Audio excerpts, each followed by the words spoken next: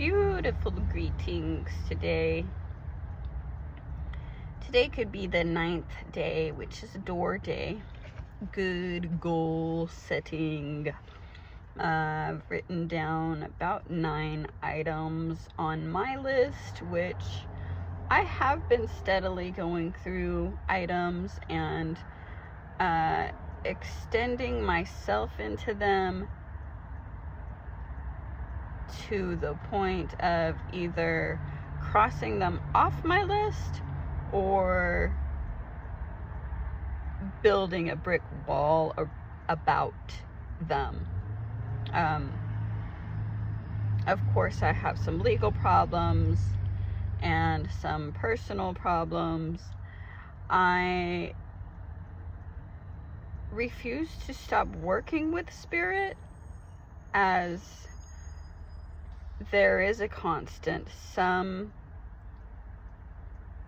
magical guide, a voice, maybe, sort of a voice. Sometimes it uses a voice, sometimes it shows me things through dreams, and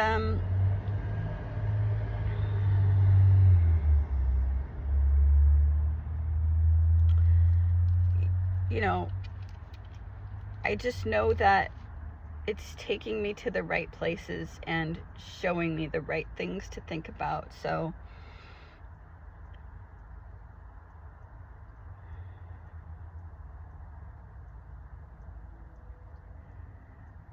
I can become very judgmental, and when I do make your acquaintance, I can see maybe in a day, for example, a friend that I made several days ago, and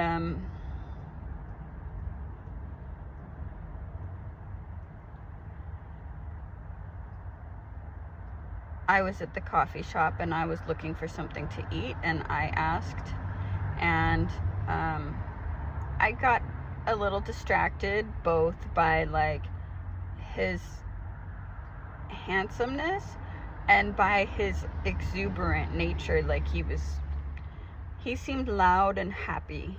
He wanted to talk about the bread. He was excited to lift up the bread and talk about the happy times that he had with the bread.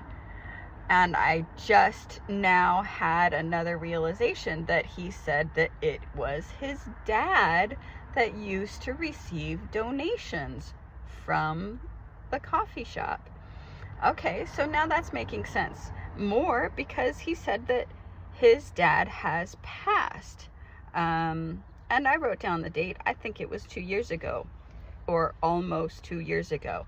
So he would be reaching into that point in his seasonal 365 day degrees of awareness and revisiting again. Yes, of course, because the morning started off with him talking about his dad and what happened to his dad and how his family has money and homes a little north. And the day preceded, I guess his dad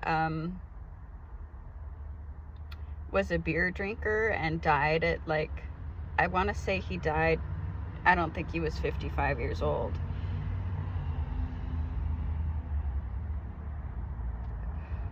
I'm not sure how old his dad was. He said at some point his grandma said that, told his dad, what do you want? You can go and live in one of these houses. And he wanted to live in a 55 and up place on the golf course or something.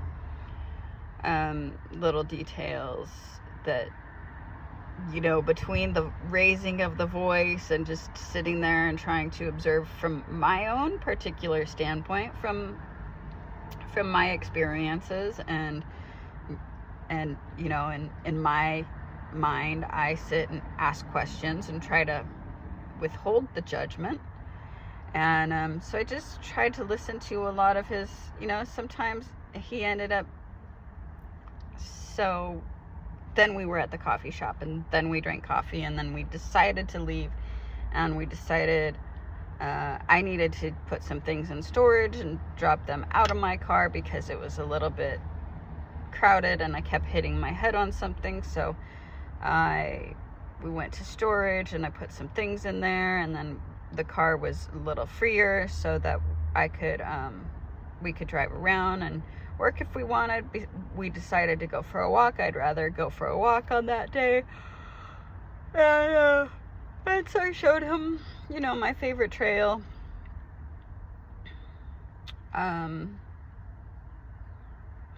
We ended up staying there for an extra long time, with much of the time being his loud voice and him saying, well, I need to finish this moment, or I need to finish.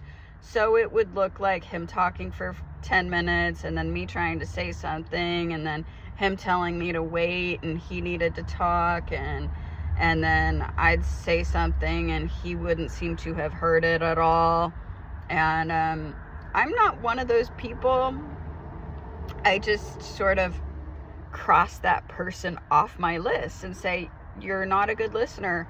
On a day, to me, that is so spiritual about listening, I'm not gonna trade places and have a day of not being a good listener just because somebody else isn't paying attention to a spiritual way on earth. If you got Jesus, great, you got Jesus. But if you've got tension and pain and drama, and you're missing opportunities because you won't deal with your emotional baggage that you're carrying, and you've got stuff all the way from 2 years old when you needed to be heard, to 3 or 4 or 5 or 6, or to being in the military and needing to be heard, to being camping and 100% disabled and getting money and having all the things, but you still can't put 5 and 5 together, then you don't really have very much of anything, right? At 7 minutes and 26 seconds into it, I had a beautiful day. I enjoyed the time. I enjoyed it was almost like Spirit was saying to me, look, there's other people out there. There's other men out there.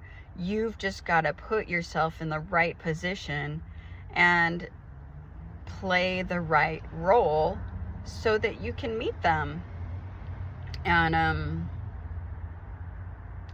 I don't know what that means exactly, but I know that at the end of our day, he ended up talking about business and, I helped this other girl and she really dropped the ball. And I thought, if I want to learn business from somebody, I want to learn it that I can learn it. I mean, because I had pitched during our time together, I pitched, like I had said, we could be like in a little partnership, where I could do this work and you could do this work.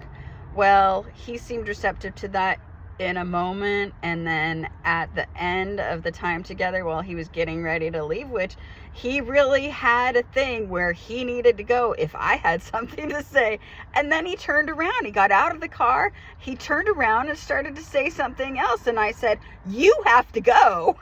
You just got out of the car because you didn't want to listen to me. You've got to go. He had really small ears and a really pointy nose, if I'm to be, talking about who's a witch, or, I felt like he's got this little world around him, and he wants to get from the down below the pyramid to up on top of the pyramid so that he can have something to talk about. But I think that he thinks that without doing spiritual work, he can jump up there to the top of the pyramid. Also, I believe in giving people the benefit of the doubt. He may be in an emotional situation. He doesn't have a place to live. He doesn't know what he wants. But I don't have a place to live, and I know what I want. I want to continue the work that I'm doing. I want to continue to listen. I want to continue to talk to people. And I want to, you know, make sure that I use my magical knife to cut away those parts of people who, you know, for whatever good intention I can have, whatever good intention he can have, me setting up a business so that I can run it myself, that's probably only working if it comes from the place where I'm doing what I love to do.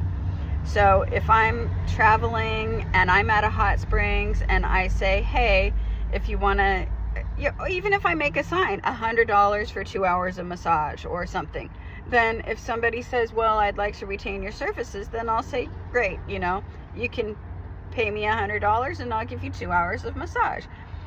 Now, that's a stepping stone.